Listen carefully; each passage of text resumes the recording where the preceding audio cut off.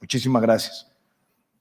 Quiero también agradecerle a los miembros de la Junta Directiva de la UCEP, a nuestros compañeros del gobierno que están hoy con nosotros y contarles por qué para mí es emocionante estar hoy. Yo crecí prácticamente en una agencia de publicidad. Mi mamá trabajó muchos años en el sector, fue vicepresidenta de una agencia, después fue emprendedora en el sector. Entonces crecí entre creativos, vi los procesos creativos y me emociona, y por eso quizás es el amor tan grande de lo que quiero compartirles hoy a ustedes, que es el impulso que Colombia tiene que darle a la economía naranja, a las industrias creativas. Y la historia para mí empieza por acá. Estamos en este momento en medio de lo que algunos llaman la cuarta revolución industrial. Un escenario donde la robótica, el Internet de las cosas, la inteligencia artificial, la tecnología de computación en la red está rápidamente desplazando puestos de trabajo, cambiando profesiones, cambiando orientaciones en la forma en la que se hacen negocios. Y no en vano, expertos como Andrés Oppenheimer han venido diciendo que en la próxima década vamos a perder muchísimos trabajos porque ya no se realizan convencionalmente con el cerebro humano, sino que lo pueden adelantar las máquinas y lo pueden hacer con más velocidad e inclusive acabando con cualquier tipo de error. Y empezar por ahí significa que nosotros también reconozcamos que el cerebro humano en medio de esta cuarta revolución industrial, en una especie de nuevo mundo, dominado por ideas cada vez más novedosas, marcas que van cambiando según su innovación y marcas que van desapareciendo según su bajo nivel de innovación. Y la actitud que nosotros debemos tener en la sociedad no es la de el sigilo, el temor o inclusive el pesimismo. Lo que tenemos es que asumir una actitud casi que de escalador de riesgo, que es ser consciente de los peligros, ser conscientes de las fallas, pero tener el optimismo de llegar a la cima y de estar preparado para enfrentar los riesgos con nuestra fuerza, con nuestro talento, con el manejo del cuerpo, con el manejo de la mente. Y digo esto porque hay empresas que le pasa lo de la película del sexto sentido. ¿Ustedes recuerdan la película del sexto sentido? El niño que decía, veo gente muerta. De pronto hay empresas que uno las ve y ya sabe que en los próximos años van a perecer porque no están innovando, porque siguen manejando sus protocolos sin adaptarse a las nuevas tecnologías, porque no han entendido que en el mundo de hoy las personas ya no son consumidores de marcas, sino militantes en marcas, que quieren que las marcas, aparte de tener la conexión con la tecnología, también tengan la capacidad de transmitir una motivación adicional. Y hay otras empresas que les pasa lo de Benjamin Button. Nacen viejas. Y hay países que inclusive en la forma en la que se están preparando para la cuarta revolución industrial, nacen con políticas viejas. Quieren seguir por la vía legal atajando procesos tecnológicos que van a unas velocidades ultradinámicas. Hay otros que sencillamente quieren creer que no está pasando nada o que aquí no va a pasar, que lo que pasó en otros lugares aquí se va a demorar. Y esas son realidades que las vemos en América Latina y en el mundo entero. Entonces, entender lo que trae la revolución industrial, los cambios tecnológicos, lo que eso significa en la capacidad de la mente humana para adaptarse, requiere que despertemos. Y despertar significa saber valorar lo que está pasando con la tecnología. Hoy tenemos redes de conectividad de 4G que están migrando hacia 5G. Y el 5G significa que vamos a poder tener carros con automatización total, fluyendo con más frecuencia en nuestras calles, que vamos a tener una telemedicina cada vez más precisa, que la educación va a cambiar, que vamos a tener de pronto lo que en el libro de Andrés Oppenheimer, que hablaba con él ayer, vamos a tener niños que vayan al colegio a hacer tareas y que estudien en la casa. Vamos a tener ejecutivos que ya no necesitan estar en ningún lugar físico, sino que se van comportando en el trabajo según lo que tengan de espejos en materia de inteligencia artificial para desarrollar sus funciones. O sencillamente vamos a tener industrias que cuando menos se den cuenta por la digitalización habrán desaparecido. Todos estos procesos también van de la mano con el cambio de las habilidades. Las habilidades de todos nosotros están cambiando mientras estamos teniendo esta conversación. El Foro Económico Mundial en el año 2015 hacía un listado de las habilidades más demandadas por el sector privado global y después planteaban qué va a pasar para el año 2020. Y ahí ya tenemos condiciones como creatividad. ¿Quién les enseñó creatividad a ustedes? ¿Tuvieron una clase de creatividad? Ninguno de nosotros la tuvo. Resolver problemas abstractos, trabajo en equipo, lo que nos empieza dando el talento mundial. Y la gran pregunta es si la educación está conectada con la formación en esas habilidades. Eso es lo que está pasando. Y tenemos que adaptar a la sociedad, el sistema educativo, al Estado, a los negocios ante esa realidad. Y por eso es que, parafraseando a Vito Corleone, aquí lo que necesitamos es entender que hay una oferta que no podemos rehusarnos. Muchos países de América Latina llegamos tarde a la revolución industrial. Llegamos tarde a la revolución digital y no podemos llegar tarde a la revolución de los contenidos. Porque si no seremos meros espectadores de un proceso tecnológico a través del cual se están moviendo los contenidos con una aceleración casi que inatajable. Y eso es lo que yo quiero plantearles a ustedes hoy. ¿Cuál es esa gran apuesta? ¿Dónde empieza esa gran apuesta y qué es lo que nos va a diferenciar a nosotros de las máquinas? Y hay algo que las máquinas, por más sofisticadas que sean, no van a podernos mover fácilmente y tiene que ver con el concepto de esa economía naranja. Una economía que tiene, por un lado, una fortaleza muy grande en lo ancestral, festivales, carnavales, gastronomía, museos, bibliotecas, patrimonio historiográfico, que tiene también las artes escénicas, teatro, danza, títeres, zarzuela, ópera, que tiene las artes visuales, pintura, escultura, fotografía, que tiene los medios, televisión, radio, cine, medios digitales y las creaciones funcionales donde juega un papel fundamental la publicidad, la arquitectura, el diseño. Todas tareas que tienen algo mágico, único y un sello propio en materia de propiedad intelectual de cada uno de los agentes. Por eso la economía naranja tenemos que saberla exprimir. En un país como Colombia, veces la contribución del café al PIB representa más de 600 o 700 mil empleos y tiene un gran porvenir en materia de exportación, pero eso depende de cómo la vayamos a exprimir. Y saberla exprimir significa que todos esos sectores con el impacto que tienen se multiplicarán más en la medida que hagamos más en lo digital, que tengamos más acceso al internet móvil, que tengamos más banda ancha en todo el territorio, que permitamos que una pequeña agencia de publicidad en San José del Guaviare, en el sur de Colombia, pueda ofrecer sus productos con esa velocidad a un cliente en San Francisco o en Tokio.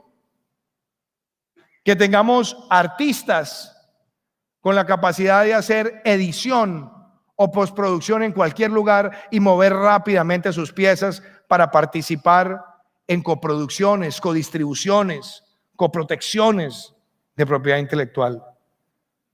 Pero también significa entender que el más grande acelerador de todo este talento también está en lo digital. Y saber exprimir la naranja significa que un país que quiera hacer de la publicidad, del diseño, de la música, algo más poderoso en términos de generación de empleo, necesita la gran infraestructura digital, porque ahí es donde se están moviendo más rápidamente los contenidos.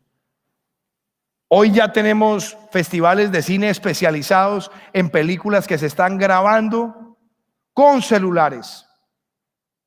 Hoy ya tenemos miles de millones de fotos que al día se están moviendo en distintas plataformas. Y tenemos el surgimiento de profesiones como los influenciadores, que son personas capaces de compartir sus contenidos en red, a una red de seguidores que quieren experimentar el estilo de vida de ellos. Pero también significa que hay una apuesta, y es la apuesta de cómo queremos que ese ser humano del siglo XXI en medio de la cuarta revolución industrial esté formado. No podemos seguir con un modelo educativo del siglo XIX, donde todo está categorizado, donde Pitágoras corresponde a matemáticas y no a historia, donde Darwin está en ciencias y no en humanismo. Necesitamos quitar categorizaciones y entender que hay que unir la ciencia, las matemáticas y el lenguaje con la formación creativa y con el talento, identificar el talento desde edad temprano y saber que esa combinación de la educación creativa, de la educación naranja, debe venir de la mano con la educación digital. Personas que son capaces de curar los contenidos que consumen, que son capaces de discernir cuáles son esos contenidos que le van a representar una diferenciación en el talento que tienen. Entonces, lo creativo en el pensum va a jugar un papel fundamental en la medida que vaya con lo digital, pero requiere dos combinaciones: lo científico y algo que no se nos puede olvidar nunca, el humanismo. Un pensum pensado para esa cuarta revolución industrial, porque esto nos diferencia de las máquinas. Las máquinas van a multiplicar más rápido que nosotros, van a dividir más rápido que nosotros, van a procesar datos más rápido que nosotros e inclusive van a ser capaces de compilar datos más rápido que nosotros con 0 errores. Pero la combinación de todo esto sí nos va a dejar a nosotros una diferenciación única, y es allí donde nosotros en un país como Colombia tenemos que jugárnosla por este sector. Hace 5 años, casi que por esta fecha, estábamos con Felipe Buitrago en el Banco Interamericano publicando el libro La Economía Naranja. Y yo recuerdo el escepticismo que había de los investigadores más puristas. Nosotros habíamos diseñado un libro que era para hablar de estas industrias y queríamos romper los patrones, no queríamos que tuviera párrafos. Queríamos que se pudiera leer en una piscina y a nadie le diera vergüenza cargar un libro de economía en una piscina, porque hay cosas más agradables para leer en esos eventos.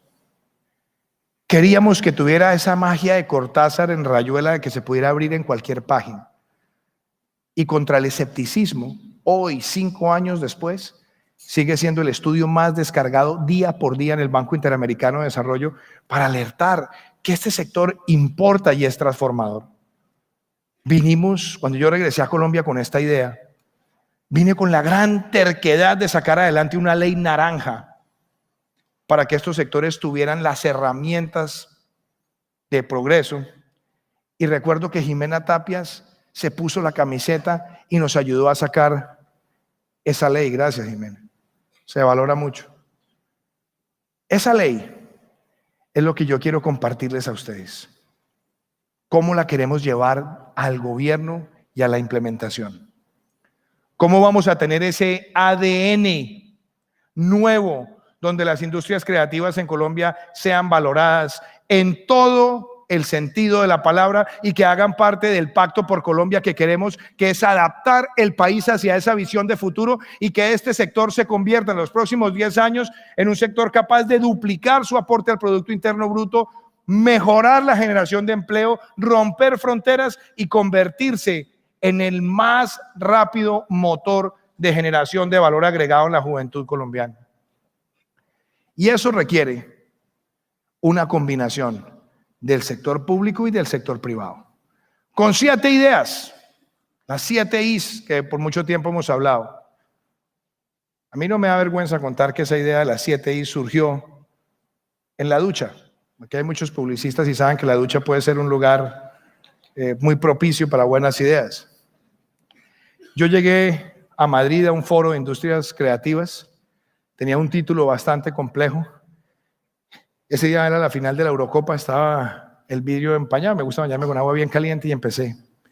7 ideas, 7 colores primarios, 7 maravillas del mundo, 7 notas musicales, 7 mares, 7 enanitos. Todo lo que fuera sirviendo con 7, lo íbamos adaptando y plantear 7 ideas centrales. Información. Ya empezamos con el DANE a fortalecer la cuenta satélite de cultura y economía naranja para saber cuántas empresas hay, cuánto exportan, cuántos trabajadores tienen, por qué crecen, por qué no crecen. Después pasar a la segunda I, que es la I de las instituciones, las públicas, las privadas, las público-privadas, la defensa de la propiedad intelectual. Después hablar de la I de infraestructura, para que en el país tengamos la posibilidad que en los colegios y en los centros urbanos los jóvenes con talento se reúnan y esa clase creativa surja con mucha velocidad. Después apostarle al concepto de la industria, identificar el talento desde edad temprana, convertirlo en una oportunidad de emprendimiento. Ya con la primera, que era información, avanzamos con el DANE. Con la segunda lo estamos haciendo con el Consejo Nacional de Economía Naranja para articularnos. Con la tercera, abrimos una línea de crédito con Findeter para financiar proyectos de emprendimiento y lanzamos una línea que se llama Reactiva Colombia de 1.2 billones de pesos, donde hay 350.000 millones de pesos para trabajar con entes territoriales en infraestructura que permita a esta clase creativa conectarse. Ahora lo que queremos es que el ICETEX abra más becas para los sectores creativos, que tengamos el Fondo Emprender, y aquí está el director del SENA identificando ese talento y dando capital semilla. Bancoldex abrió una línea de 150 millones de dólares para emprendedores creativos, mejorando plazo y tasa. Estamos con el Fondo Impulsa dándole vida a los bonos naranja como mecanismo de financiamiento también para el sector. Y eso es fortalecer el concepto de industria. Después está la integración. ¿Cómo llegamos a esos mercados elegibles? Después está la inclusión, porque lo que necesitamos es que este sector sea incluyente, porque el talento está democratizado en todo el territorio, pero el reto nuestro es que los niños con talento que están en el Pacífico, en el litoral pacífico colombiano, puedan llegar con su talento a triunfar. Estaremos anunciando en los próximos días las becas Hipólita para financiar a muchos de esos talentos que tenemos en el litoral pacífico, haciéndole un homenaje a esa madre sustituta del Libertador, que él liberó años después, y que lo que queremos es liberar de la exclusión a muchos de esos jóvenes, permitiéndole la formación creativa. Todo esto para entender que ya no es una sola industria creativa. Hace pocos años los de la publicidad no se hablaban con los de la música no se hablaban con los del diseño no se hablaban con los de la gastronomía no se hablaban con los videojuegos, y estaban perdiendo la oportunidad de la vocería. Hoy todo el sector creativo está integrado. Solamente en este evento con la Ciudad Naranja que hay afuera, no solamente está la publicidad, está el diseño de interiores, está el diseño gráfico, está la música, está todo el concepto integral del look and feel. Las industrias creativas cada vez están más interconectadas. Y aparte de hacerlo, con las herramientas de financiamiento, también quiero decirles, hay que poner sobre la mesa el debate de la ética, de lo que pasa con los clientes de muchas de sus agencias, sobre todo las más pequeñas. Hay muchas agencias de publicidad que mueren por falta de oxígeno, porque los contrata una compañía grande y se demora 120, 180 días en pagarles y hasta ahí llegan. Y hay que tener una ética para que estos sectores creativos sean pagados y remunerados a tiempo por sus clientes. Que además les abramos mercados y facilitemos trámites. Una de las cosas que vamos a incluir en la ley de financiamiento que presentaremos en los próximos días, y me siento muy orgulloso de eso, es dar la exención del impuesto de renta por 5 años a todas las inversiones que se desarrollen en industrias de valor agregado tecnológico y de economía naranja, a cambio de generar un mínimo de empleos para que surja esa gran vocación emprendedora en el país de nuestros creativos.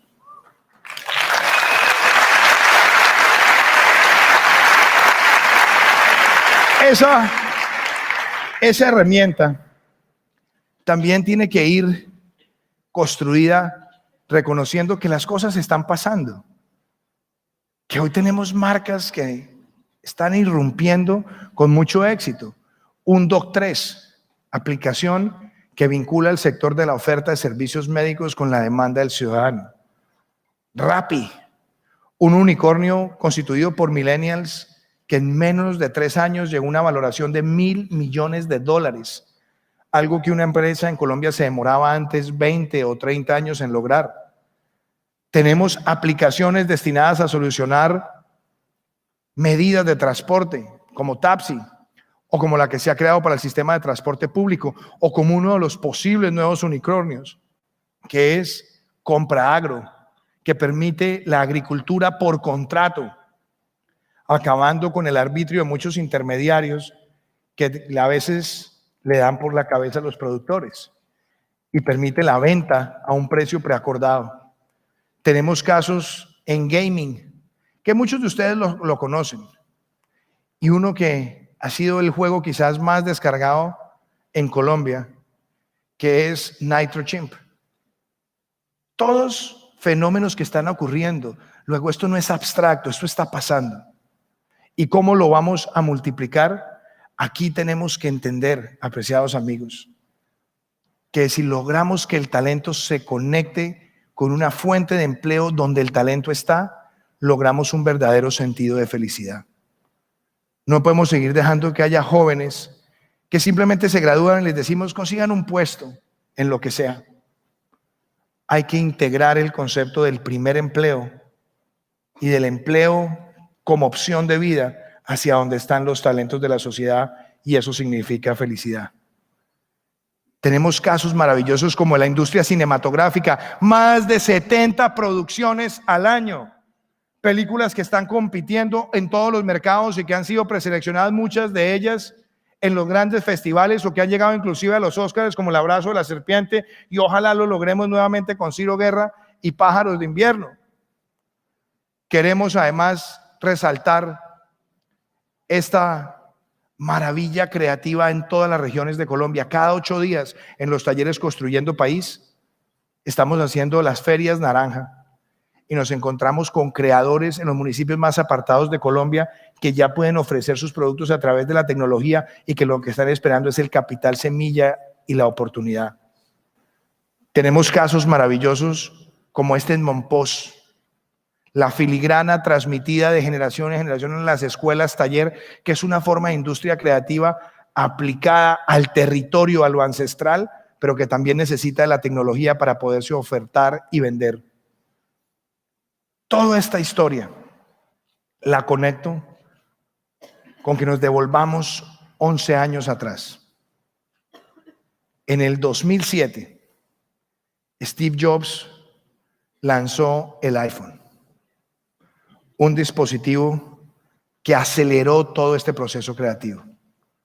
Hoy Colombia puede tener más de 60,000 desarrolladores de aplicaciones. Hoy tenemos, a partir del mundo de las aplicaciones, la capacidad de comercializar la música distinto, de mover las fotos distinto, de llegar a los clientes distinto desde la publicidad. Y yo puedo decir que en estos 11 años, Colombia ha estado a la altura de los desafíos, pero tiene que estar aún más a la altura. Y eso significa reconocer que en un país de enorme felicidad y de grandes industrias, se necesita que el gobierno, el sector privado, la educación y el talento trabajen en un propósito común, Y ese es mi mayor desafío como presidente de Colombia, que este sector creativo se convierta en uno de los ejes para cumplir el lema de nuestro gobierno. La creatividad es de todos y el futuro es de todos. Muchísimas gracias. Muchísimas gracias. Gracias, Gil. Muchas gracias. Muchas gracias.